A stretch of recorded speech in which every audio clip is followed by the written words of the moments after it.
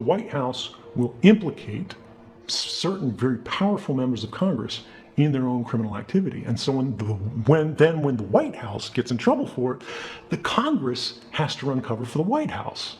And so what happened was Congress passed an emergency law in 2007 called the Protect America Act, which should have been our first indication this is a very bad thing, because they never name a law something like that unless it's something terrible. And what it did was it retroactively immunized all of the phone companies in the United States that had been breaking the law millions of times a day by handing your records over to the government, which they weren't allowed to do, simply on the basis of a letter from the president saying, please do this.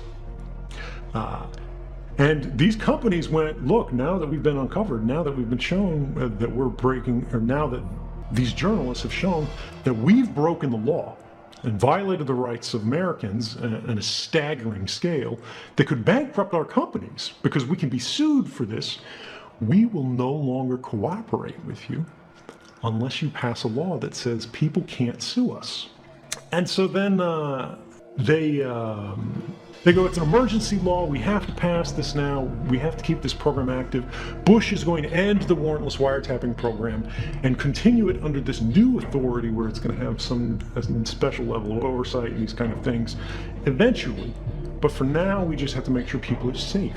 Again, they go to fear. They say, if we don't have this program, terrorist attacks will continue, people will die. Blood on your hands, blood on your hands, blood on your hands, think of the children. Protect America Act passes. The companies get off the hook. The Bush White House gets off the hook. The Congress, that was then sharing in criminal culpability for authorizing, or rather letting these things go by without stopping them, then passes in 2008 the Foreign Intelligence Surveillance Act, amendments of 2008. This is called the FAA, FISA Amendments Act of 2008. And rather than stopping all of the unlawful and sort of unconstitutional activities that the intelligence agency was doing, they continued it in different ways simply by creating a few legal hoops for them to jump through. Now, this is not to say, these things aren't helpful at all. It's not to say they're not useful at all. But it's important to understand when the government's response to any scandal, and this applies to any country, is not to make the activities of the person who is caught breaking the law comply with the law, but instead make the activities of the person who is breaking the law legal, right? They make the law comply with what the agencies want to do, rather than make the agencies comply with the law. That's a problem, and that's what happened here. Now, the intelligence community's powers actually grew in response to this scandal in 2008 because Congress was on the hook and they just wanted to move on and get this over with. There were objections. There were people who knew this was a bad idea, but it passed on. Now, what the public took away from this, because a part of these laws, was a requirement that the Inspector General of all of these different intelligence community elements and the Director of National Intelligence submit a report saying this is what happened under that warrantless wiretapping program. This is how it complied with the law or how it didn't comply with the law, and basically look back at how this program was constituted, what it did, what the impacts and effects were, and that was supposed to be sort of the Truth and Reconciliation Council, right? Now, why am I talking about all this ancient history? Well, I'm sitting here in 2012 with a classified Inspector General's report, draft report from the NSA that names names, that says Dick Cheney, that says David Addington, that says Nancy Pelosi, that says all these people who are involved in the program, the TikTok of how it happens. It says the director of the NSA, that guy who's evacuating the building at the beginning of our podcast here. That guy was asked by the President of the United States if he would continue this program after being told by the White House and the Department of Justice that these programs were not lawful, that they were not constitutional. And the president said, would you continue this program on my say-so alone, knowing that it's risky, knowing that it's unlawful? And he said, yes, sir, I will, if you think that's what's necessary to keep the country safe. And at that moment, I realized these guys don't care about the law. These guys don't care about the Constitution. These guys don't care about the American people. They care about the continuity of government. They care about the state, right? And this is something that people have lost. We hear this phrase over and over again, national security, national security, national security, and we're meant to interpret that to mean public safety. But national security is a very different thing from public safety. National security is a thing that in previous generations we referred to as state security. National security was a kind of term that came out of the Bush administration to run cover for the fact that we were elevating a new kind of secret police across the country. And what does it mean when, again, in a democracy, in the United States, the public is not partner to government?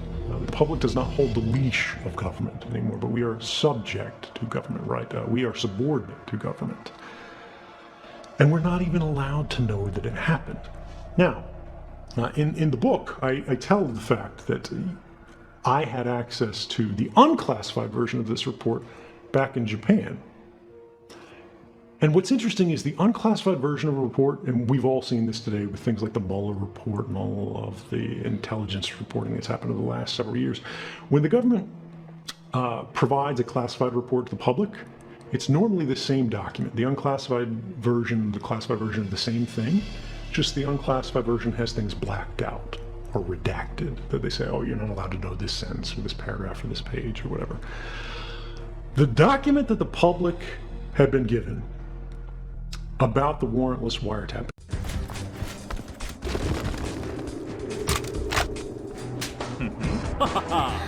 wiretapping program was a completely different document. It was a document tailor-made to deceive and mislead the Congress and the public of the United States. And it was effective in doing that. And in 2012, what I realized was this is what real-world conspiracies look like, right? It doesn't have to be smoking men behind closed doors, right? It's lawyers and politicians. It's ordinary people from the working level to the management level who go, if we don't explain this in a certain way, we're all going to lose our jobs. Or the other way, they go, we're going to get something out of this if we all work together. Civilization is the history of conspiracy, right? What is civilization but a conspiracy for all of us to do better by working together, right? But it's this kind of thing that I think too often we forget because it's boring as hell. I want all your listeners, right, to go to the Washington Post, because this document that I discovered that really changed me has been published, courtesy of the Washington Post. It's called the Inspector General's Report on Stellar Wind. And you can look at the actual document that I saw that was unredacted, right? I had no blacked out pages on mine. And what I believe it shows is that some of the most senior officials in the United States, elected and unelected, worked together to actively undermine the rights of the American people to give themselves expanded powers. Now, in their defense, they said they were seeking these powers for a good and just and noble cause, right? They say they were trying to keep us safe. But that's what they always say. That's what every government says. That's no different than what the Chinese government says or the Russian government says. And the question is, if they are truly keeping us safe, why wouldn't they simply just tell us that? Why wouldn't they have that debate in Congress? Why wouldn't they put that to a vote? Because if they were, and they could convince us that they were, they'd win the vote. And particularly, we all know, like the Patriot Act passed, one of the worst pieces of legislation in modern history passed. Why didn't we get a vote? And I think if you read the report, the answer will be clear.